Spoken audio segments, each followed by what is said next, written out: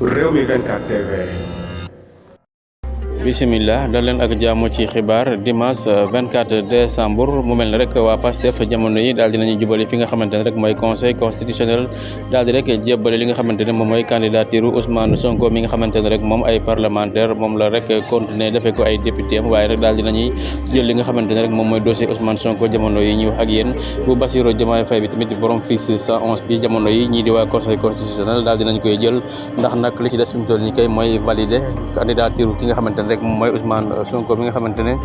moom jamono yi daal dinay nekk rek